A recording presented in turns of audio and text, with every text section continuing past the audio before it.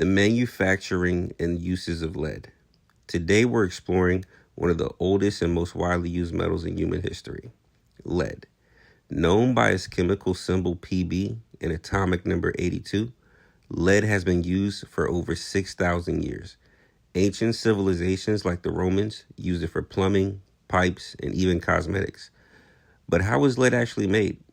How do we go from raw rock in the earth to the refined metal used in batteries, radiation shielding, and in industrial materials?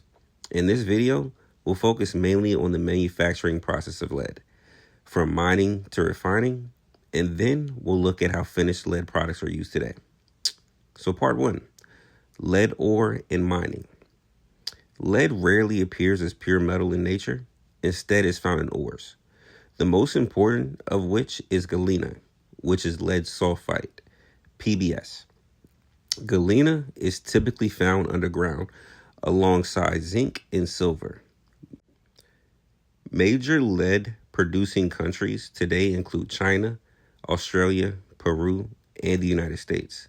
There are two primary mining methods, underground mining and surface mining.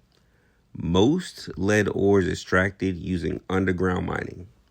Miners drill rock into rock formations, blast the rock apart using controlled explosives, and transport the broken ore to the surface.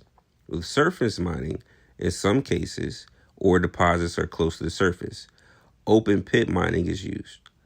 Large earth-moving equipment removes layers of soil and rock to expose the ore. Once extracted, the ore is transported to a processing facility. Concentrating the ore removed from the ground contains only a small percentage of lead, often less than 10%. So the next step is concentration, which increases the lead content. First, the ore is crushed into small pieces using industrial crushers. Then it is ground into a fine powder in ball mills. Next comes froth flotation, a separation process. The powdered ore is mixed with water and chemicals. Air is then pumped into the mixture. Lead-containing particles attached to the air bubbles. These bubbles float to the top and form a froth. The froth is then skimmed off, leaving waste rock behind. At this stage, the concentration may contain 50 to 60% lead. Then there's the roasting of the concentrate. The concentrated ore still contains sulfur because galena is lead sulfide. To remove the sulfur, the concentrate undergoes roasting. In large furnaces, the concentrate is heated in the presence of oxygen. This converts lead sulfide into lead oxide and releases sulfur dioxide gas. The chemical reaction looks like 2 PBS plus 3 O2 to PbO plus 2 SO2.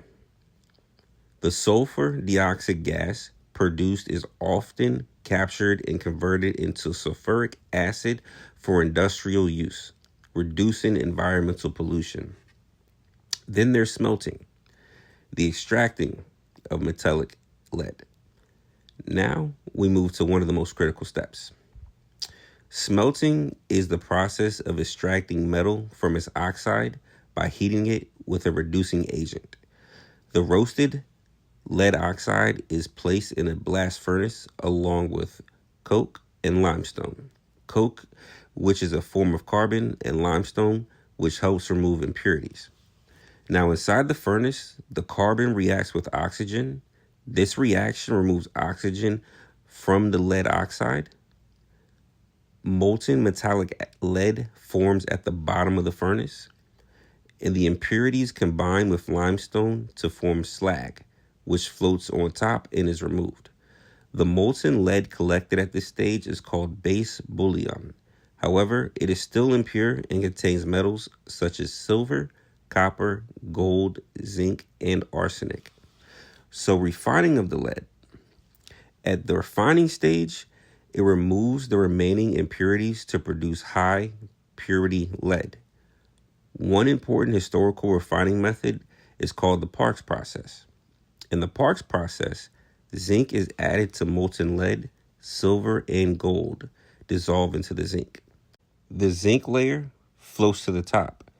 It is removed and processed separately to recover precious metals. Some other refining steps include drossing and electrolytic refining. With drossing, it is removing oxidized impurities, and electrolytic refining is for very high purity lead. So by the end of the refining, the lead can reach purity levels of 99.99%. The molten refined lead is then cast into ingots, blocks, or sheets for shipment.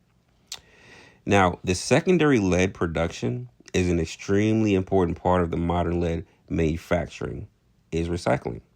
Today, more than half of lead production comes from recycled sources, mainly used lead acid batteries. The recycling process includes breaking old batteries, separating plastic, separating acid and lead components, smelting the recovered lead, and then refining it again. Recycled lead is chemically identical to newly mined lead and can be reused indefinitely without losing quality.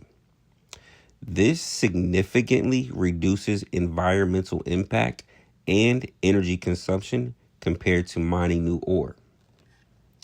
Now, the finished products of lead. Now that we understand how lead is produced, let's look at how it's used. The first one is lead acid batteries. The largest use of lead today is in lead acid batteries, the same type that's used in cars. Now, these batteries were invented in 1859 by Gaston Planté. Lead plates inside the battery react with sulfuric acid to produce electricity.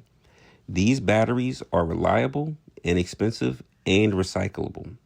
They're used in cars, backup power systems, and industrial machinery. Now, there's also radiation shielding. Lead is extremely dense, making it excellent at blocking radiation. It's widely used in hospital x-ray rooms, nuclear facilities, and protective aprons for radiology technicians. Lead sheets and bricks prevent harmful radiation from escaping into surrounding areas. Lead is also used in construction and industrial uses, such as roofing materials, soundproofing, cable seating, ammunition, waste, and ballistic systems. Its softness, corrosion resistance, and density make it ideal for specialized industrial applications. Lead is a metal with a long and complex history, from ancient Rome plumbing to modern car batteries. It has played an essential role in technology development, the manufacturing process from mining galena ore, concentrating, roasting, smelting, refining, and recycling involves multiple, carefully controlled chemical and mechanical steps. While lead must be handled carefully due to its toxicity, modern regulations and recycling systems allow it to remain one of the most efficiently reused metals in the world. Understanding how lead is made helps us appreciate the science, engineering, and environmental responsibility behind this powerful industrial material.